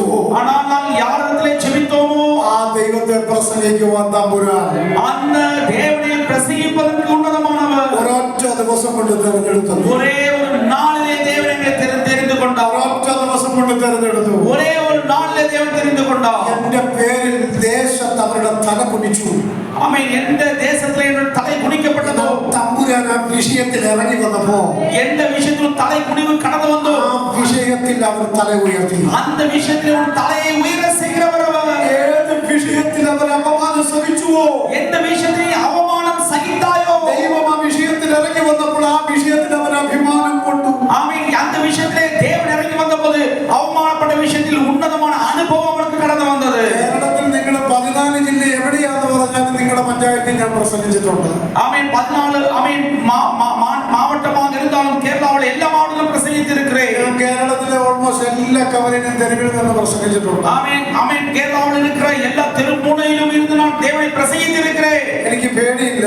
எனக்கு பயம் கிடையாது. കാരണം അവിടെ നിന്നാണല്ലോ ഞാൻ വന്നത്. ஆமென். ஏனென்றால் அந்த பயத்திலிருந்து தான் நான் வெளியே வந்தேன். യേശുവിന് വേണ്ടി പ്രസംഗിക്കാൻ പേടിയില്ല. இயேசுவை குறித்து பிரசங்கிப்பதற்கு எனக்கு பயம் கிடையாது. ദൈവം എനിക്ക് വേണ്ടി ചെയ്തത് ഓർത്താൽ, தேவன் எனக்காக செய்ததை நினைத்தால் കർത്താവിന് വേണ്ടി എന്ത് ചെയ്താലും മതിയാകും. என் ஆண்டவருக்காக எது செய்வதற்கும் ஆமென் நான் தயாராக இருக்கிறேன். എന്റെ മോനിവിടെ വന്നിട്ടുണ്ട്. என்னுடைய மகனுக்கு கடந்து வந்திருக்கிறார். അപ്പനും അമ്മയൊക്കെ വിചാരിച്ചു தாய் தகப்பனார் நினைத்தாங்க, ഇവനെ ഒന്ന് കെട്ടിച്ച് കഴിഞ്ഞാൽ നന്നാവുന്നു. ஆமென் இவனை கல்யாணம் பண்ணி கொடுத்தா சரியாயிடும் நினைச்சாங்க. 20ാമത്തെ വയസ്സിൽ കല്യാണം കഴിച്ചതാണ്. நான் 20வது வயசுல கல்யாணம் கட்டினேன். നിങ്ങൾ പുറത്താരോടും പറയണ്ട. வெளியிலே யாருக்கு சொல்லாதீங்க. ഇതിന് പിന്നെ ഒരു അത്ഭുതമുണ്ട്. இதுக்கு பிறகு ஒரு அற்புதம் இருக்கிறது. ഇവൻ രണ്ടാമത്തതാണ്. இவர் இரண்டாவது மகன். അപ്പൊ ഇതിന് മൂന്ന് ഒരാളോടുണ്ട്. இனி பெரியவன் ஒருவன் வீட்டில் இருக்கிறான். ഹല്ലേലൂയ. அல்லேலூயா. അങ്ങനെ ദൈവത്തിന് വേണ്ടി നിൽക്കുവാനിടയായി. இப்படி தேவனுக்காக நிற்பதற்கு தேவன் கிருபை கொடுத்தார். ഈ സംഭവം നടക്കുമ്പോ இந்த சம்பவம் நடக்கும்பொழுது എന്റെ ഭാര്യ അവരുടെ വീട്ടുകാരെല്ലാം വിളിച്ചോണ്ട് പോയി. அவன் என்னுடைய மனைவி அவர்கள் வீட்டிலே வந்து கூப்பிட்டு கொண்டு போய்விட்டார்கள். കാരണം ഡൈവോഴ്സ് ചെയ്തേക്കാം. ஏனென்றால் காரணம் என்னவென்றால் இவனுடைய கல்யாணத்தை விவாகரத்து செய்து விடலாம் என்று நினைத்தார்கள். അടുത്ത ദിവസം ഞങ്ങൾ അവരുടെ വീട്ടിലേക്ക് പോവുകയാണ്. அடுத்த நாள் அந்த என்னுடைய மனைவியுடைய வீட்டிலே கடந்து போனோம். അവിടെ ചെന്നിട്ട് പറഞ്ഞപ്പോ அங்கே போய் அவர்கள் சொன்ன பொழுது എന്റെ ഭാര്യ ഇങ്ങനെ പറയുന്നു, என்னுடைய மனைவி என்னை பார்த்து சொன்னார், 8ാം ക്ലാസ്സിൽ പഠിച്ചുകൊണ്ടിരുന്നപ്പോ 8வது வகுப்படி படித்துக் கொண்டிருந்த பொழுது പ്രവാചകൻ ഒരു ദൂത് പറഞ്ഞിരുന്നു. ஒரு தீர்க்கதரிசனம் என்னிடத்தில் சொல்லியிருந்தார், നീ വിവാഹം കഴിക്കുന്നവൻ ഒരു പാസ്റ്റർ ആയിരിക്കും. ஆமென் நீ கல்யாணம் செய்ய போகிறவர் ஒரு தேவனுடைய ஊழியராக இருப்பார் என்று சொன்னார். കല്യാണം കഴിച്ചവൻ ഒരു കോട്ടയത്തെ റൗഡിയായിരുന്നു. ஆனால் நான் கல்யாணம் கட்டின பொழுது அந்த நபர் ஒரு கோட்டையத்தினுடைய அந்த இடத்தினுடைய ரவுடியாக இருந்தார். പക്ഷെ ചില കാലങ്ങൾ കഴിഞ്ഞപ്പോ ஆனால் சில காலங்கள் கடந்து போனோம். എന്തു പറഞ്ഞു ஆமே அந்த தீர்க்கதரிசி என்ன சொன்னாரோ അങ്ങനെ തന്നെ സംഭവിക്കുവാനിടയായി. அப்படியே என்னுடைய வாழ்க்கையில் நடந்திருக்கிறது என்று சொன்னார். ഒറ്റ വാക്കിൽ എനിക്ക് ഇങ്ങനെ പറയാൻ കഴിയും. ஒரே ஒரு வார்த்தையில் அனைவராக சொல்ல முடியும். നമ്മൾ ആരോടാ പ്രാർത്ഥിക്കുന്നത്? நாம் யாரிடத்தில் ஜெபித்துக் கொண்டிருக்கிறோம் பிரியமானவர்களே? വലിയ വിഷയമാണെങ്കിലും நம்முடைய விஷயம் எவ்வளவு பெரியதா இருந்தாலும் சரி, ദൈവത്തെ കൊണ്ട് കഴിയാത്തതൊന്നുമില്ല. நம்முடைய தேவனால் முடியாத ஒரு காரியம் கிடையாது. സാധ്യങ്ങളെ സാധ്യമാക്കുന്ന முடியாத விஷயங்களை அவர் தீர்க்கிற தேவன், சாதிக்கிற தேவன். സക്രിയാവിനോട് ദൂതൻ വന്ന് പറയുക, சக்கரவனோடு தூதன் வந்து சொல்லுகிறார், ഞാൻ വന്നത് നിനക്ക് വേണ്ടിയാ. நான் வந்தது உனக்காக தான் வந்திருக்கிறேன். ഞാൻ വന്നത് നിനക്ക് വേണ്ടിയാ. நான் வந்தது உனக்காக தான் வந்திருக்கிறேன். എന്തിനാണെന്നറിയാമോ? எதற்காக தெரியுமா? നിന്റെ പ്രാർത്ഥനയുടെ മറുപടി. உன்னுடைய ஜெபத்துக்கு ஒரு மறுபடி கொடுப்பதற்காக வந்திருக்கிறேன். പ്രാർത്ഥിക്കുന്ന ഒരു മനുഷ്യനായിരുന്നു. ஏனென்றால் இந்த சக்கரையா ஜெபிக்கிற ஒரு மனிதனாக இருந்தார். എന്നാൽ ഇന്ന് രാത്രി നമുക്ക് വേണ്ടി വന്നിരിക്കുന്നത് ദൂതനല്ല. ஆனால் இந்த ராத்திரி வேளையில் நமக்காக கடந்து வந்திருக்கிறது தூதன் கிடையாது. കൂടി ദൂതന്മാരുടെ അകമ്പടിയോടെ സ്വർഗം ഇവിടെ വന്നിരിക്കുകയാണ്. ஆமே, பல தூதர்கள் ஆராதிக்கிற பரலோகமே இங்கே இறங்கி வந்திருக்கிறது. സക്രിയാവിനോട് പറഞ്ഞത് ഞാൻ നിന്റെ പ്രാർത്ഥനയ്ക്ക് മറുപടിയായിട്ട് വന്നു. ஆமென். சக்கரையாவிடத்திலே ஆமென் தூதன் சொன்னது, நான் நீ ஜெபித்த விஷயத்துக்கான மறுபடியுமாய் கடந்து வந்திருக்கிறேன். സക്രിയാവിനെ ഭാര്യയെ കുറിച്ച് മുകളിൽ ഭാഗത്ത് പറയുന്നുണ്ട്. ஆமென். சக்கரையாவினுடைய மனைவியை குறித்து ஒரு பாகத்திலே சொல்லப்படுகிறது. ഇരുവരും ദൈവസന്നിധി നീതിയുള്ളവരാണ്. ஆமென். அந்த இருவரும் தேவனுடைய சமூகத்திலே நீதி உள்ளவர்களாக இருந்தார்கள். കർത്താവിന്റെ പ്രമാണത്തിൽ കുറ്റമില്ലാത്തവരാണ്. ஆமென். கர்த்தருடைய சமூகத்திலே அந்த திட்டத்திலே அவர்கள் குற்றமில்லாதவர்களாக இருந்தார்கள். അവിടെ ഒന്നും ഞാൻ കിടക്കുന്നില്ല. ஆமென். அவருக்குள்ளாக நான் போக விருப்பப்படவில்லை. പക്ഷേ അവിടെ ഇങ്ങനെ ഒരു പദപ്രയോഗം കിടക്കുന്നു. ஆனால் இப்படி ஒரு வார்த்தை குறிக்கப்பட்டிருக்கிறது. അവൾ മച്ചിയായതുകൊണ്ട് മക്കളില്ലായിരുന്നു. ஆமென். அவள் ஆமென் கர்ப்பம் செத்ததா இருந்ததனால அவளுக்கு பிள்ளை பெறாத பாக்கியம் இல்லாமல் இருந்தாள். നിങ്ങൾ എന്നെ ശ്രദ്ധിക്കുന്നുണ്ടോ? நீங்க எல்லாம் கவனமா கேட்கிறீங்களா? മച്ചിയായതുകൊണ്ട് മക്കളില്ലായിരുന്നു. அதாவது அவர்கள் ஆமென் குழந்தை பெறுவதற்கான பாக்கியம் இல்லாததனால அவர்கள் குழந்தை இல்லாமல் இருந்தார்கள். സാധാരണ മക്കളില്ലാതെ വരുമ്പോഴാ മച്ചിയാണെന്ന് മനസ്സിലാകുന്നത്. அதாவது எந்த யாருக்கு குழந்தை இல்லாமல் இருக்கிறதோ அவர்களை பலர் சொல்வார்கள் மலடி என்று சொல்வார்கள். പക്ഷെ ഇവൾ പ്രസവിക്കാതെ വരുന്നതിന് മുമ്പേ ഇവൾ ഒരു കാലത്തും പ്രസവിക്കത്തില്ല എന്ന് ഇവിടെ തെളിവായിരിക്കുകയാണ്. அதாவது மலடி என்ற அர்த்தம் சொல்ல காரணம், இனி அந்த மகளுடைய வாழ்க்கையில் பிரசவமே நடக்காது என்ற ஒரு வார்த்தை அங்கே கொடுக்கப்பட்டிருக்கிறது. മനസ്സിലാകുന്നുണ്ടോ?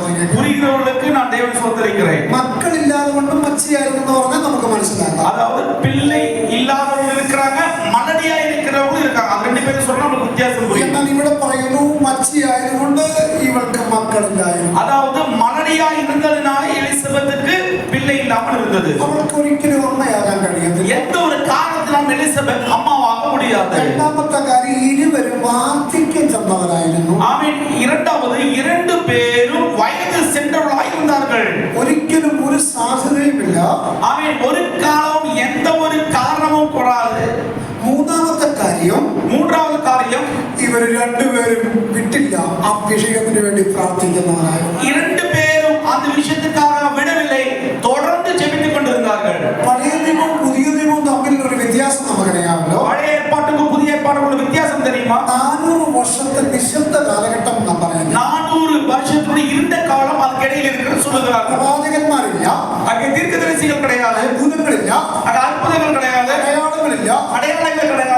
പക്ഷെ ആ സമയത്ത് പിശാച് ഉറഞ്ഞു തുള്ളിക്കാണും. ஆமென். அந்த நேரத்தில் பிசாசு மிகவும் ஜாலியாக சுற்றி கொண்டிருந்தார். ഇനി ഒരിക്കലും പഴയ നിയമത്തിൽ ചരിത്രത്തിൽ പറഞ്ഞ പ്രവചനങ്ങളൊന്നും നടക്കത്തില്ല. பழைய ஏற்பாட்டு காலத்திலே சொன்ன எந்த தீர்க்கதரிசனம் நடக்காது என்று சாத்தான் சந்தோஷப்பட்டுக் പക്ഷെ கொண்டிருந்தார். ആ സമയത്ത് പരിശുദ്ധാത്മാവ് ചിലരെ വേർതിരിക്കാൻ തുടങ്ങി. அந்த நேரத்தில் பரிசுத்த ஆவியானவர் சிலரை பிரிக்கெடுக்க ஆரம்பித்திருந்தார். അങ്ങനെ ദൈവം വേർതിരിച്ച ഒരു കുടുംബമാണ് സക്കറിയാവ്. அப்படிப்பட்ட பிரித்தெடுக்கப்பட்ட ஒரு குடும்பம் தான் இந்த சக்கரியாவுடைய குடும்பம். ദൈവത്തിന്റെ പദ്ധതിയിലേക്ക് കർത്താവ് മാറ്റി വെക്കണം. தேவனுடைய திட்டத்துக்குள்ளாக அந்த பிள்ளைகளை கொண்டு வந்த பொழுது ഇവളെ തമ്പുരാൻ നേരത്തെ മച്ചിയാക്കിയതിന്റെ കാര്യം അറിയാമോ?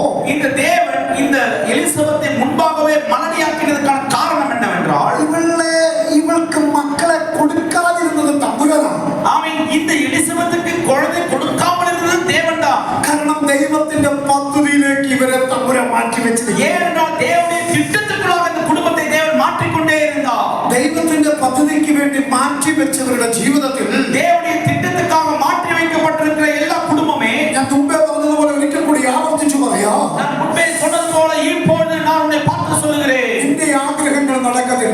உன்னுடைய இஷ்டங்கள் நடக்காது. ദൈവത്തിന്റെ പദ്ധതികളെ നടക്കത്തുള്ളൂ. உன் தேவனுடைய திட்டங்கள் மட்டும் தான் வாழ்க்கையில் நடக்கும். മനസ്സിലാക്കുന്നവർ ദൈവത്തിനോട് സ്തോത്രം ചെയ്യുക. புரிந்தவர்களுக்காக நான் தேவனை துதிக்கிறேன். ഇവളെ മച്ചിയാക്കിയതിന്റെ പിന്നിൽ ദൈവത്തിന്റെ കരമായി. இவள் മലടിയാனதுக்கான காரணம் ஒரு பெரிய திட்டம் மேல் பறந்திருக்கிறது. ദൈവത്തിന്റെ സമയത്ത് ഇവരെ പുറത്തു കൊണ്ടുവരുവാ. தேவனுடைய நேரத்துக்குள்ளாக இந்த மகளை வெளியே கொண்டு வருவதற்கு തമ്പുരാൻ ഇവരെ ഒരുക്കി വെച്ചിരിക്കുകയാണ്. ஆமென். உன்னதமானவர் இந்த மகளை ஆயத்தப்படுத்தி வைத்திருந்தார். ദൈവത്തിന്റെ സമയമായപ്പോ தேவனுடைய நேரம் கடந்து வந்த பொழுது കർത്താവ് ഇവരെ തിരഞ്ഞെടുക്കാൻ തുടങ്ങി. ஆமென். இந்த மகளை தேவன் தெரிந்து கொண்டார். ഈ രാത്രിയിൽ ഞാൻ ഇവിടെ നിന്നുകൊണ്ടൊരു ദൂത് പറയാം. ராத்திரி வேளையில தேவனுடைய வார்த்தை உங்களுக்கு ഈ சொல்லுகிறது. 2024 കലണ്ടർ എടുത്തു മാറ്റുന്നതിന് മുമ്പ് 2024 இருக்கிற அந்த வருஷத்தின் கலண்டர் மாற்றுவதற்கு முன்பாக ദൈവത്തിന്റെ ചില പദ്ധതികൾ നമ്മുടെ മേൽ ചെയ്യാനുണ്ടെന്ന് പറഞ്ഞ ஆமென். தேவனுடைய